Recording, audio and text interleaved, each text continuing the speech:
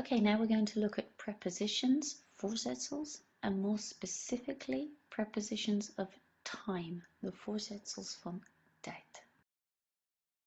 The prepositions of time we're looking at are in, on, and at. When do you use them? So the preposition in is used for a month, a year, and a season. So for example, in November there is a horse market in Hedel. In 2010 there were more horses than in 2009. The horse market is always in the winter. You can also use in as a preposition for part of the day, but only part of the day. So in the morning, in the evening, in the afternoon. Okay, so then you have the preposition on. You use on for a day or a date, a very specific day, a very specific date. So you say, on Wednesday, I have to go to the dentist. My birthday is on the 15th of April, and on that day I will be 16. On Christmas Day, we give each other presents. Okay, so on is for a specific day or date.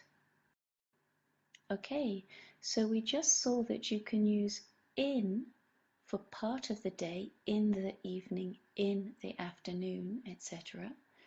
But you can also use on. There is a difference. On you use if you talk about the day and then part of the day. So on Wednesday morning, it's very specific, not generally in the morning, but on Wednesday morning, I went to see the dentist.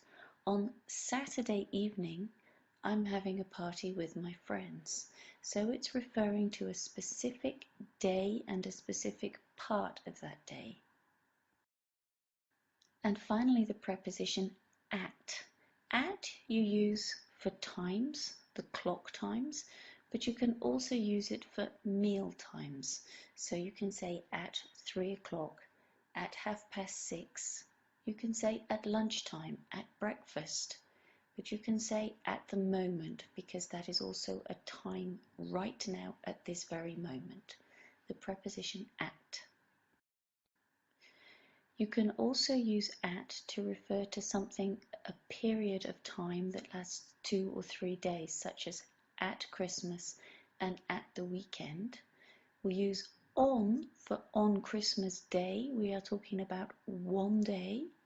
And if we refer to the period of Christmas, kerstperiode, we say at Christmas, at the weekend. I've written here that in the United States, you do hear them saying on the weekend. For now, let's just stick to at the weekend. It refers to 2 or 3 days.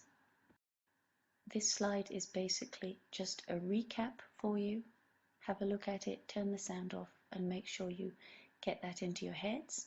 And there will be a pop-up for a little bit of practice on prepositions. I hope this helps.